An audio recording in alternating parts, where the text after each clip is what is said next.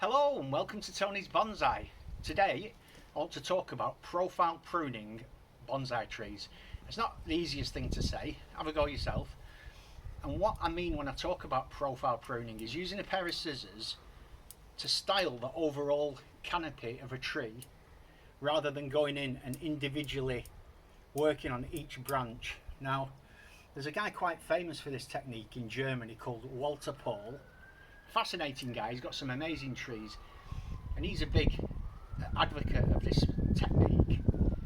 He really likes it, and one of my other favourite YouTubers, Nigel Saunders, he does some profile pruning on his acacia style sarissa, and he prunes the top to get that kind of dome, and then he prunes around it, and it seems to be really successful from what I can see. And what I've got here is a windswept hawthorn that I think could work well for this technique, because I really want to refine that shape and almost sculpt it like a hedge. And in many ways I'm treating this as hedging material as opposed to a bonsai tree. So I'm going to come in and I'll show you now on camera actually as I do a bit of it.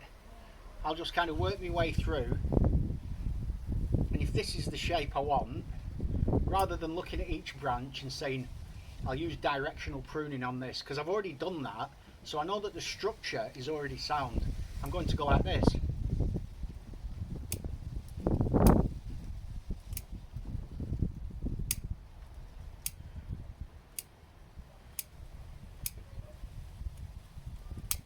You know, could I do this with hedging shears? Yes, I don't see why not. But I'm really just using the scissors to sculpt, and it's quite enjoyable. It's not the most perhaps technical exercise, but I've got a feeling to create the look that I want with this tree, I think this will work out the most efficient way. Now what I do need to do is move my coffee. It's getting full of hawthorn leaves, so I'm going to spend 5 minutes now working my way across in multiple directions to try to create the look of a windswept hawthorn that you find on the North York moors that's been blown by the wind, and they have a very circular top, a bit like a lenticular cloud. If you've ever seen a lenticular cloud on the top of a mountain, you get that,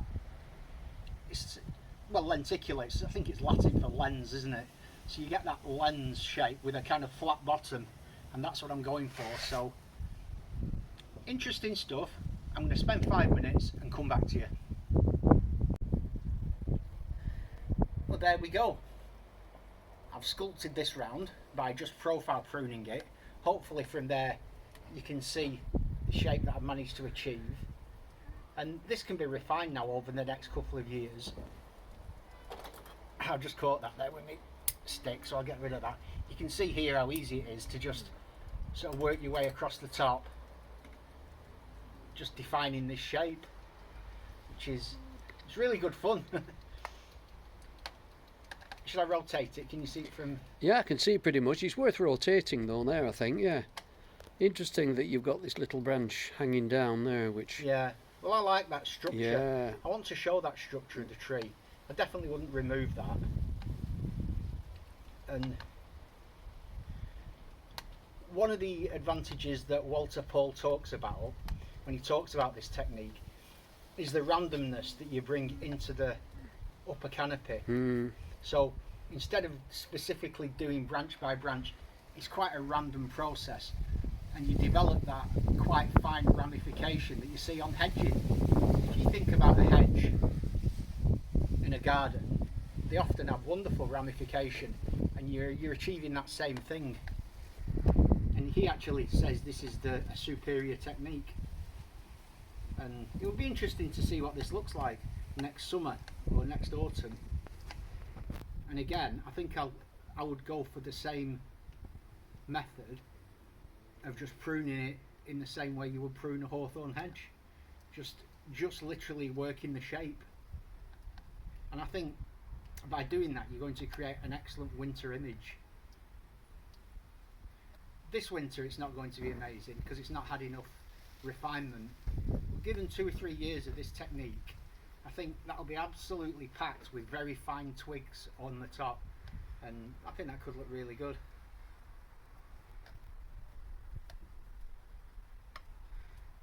Not much more to say about that, other than, as always, thanks for joining us. Have a great day. I'll see you soon.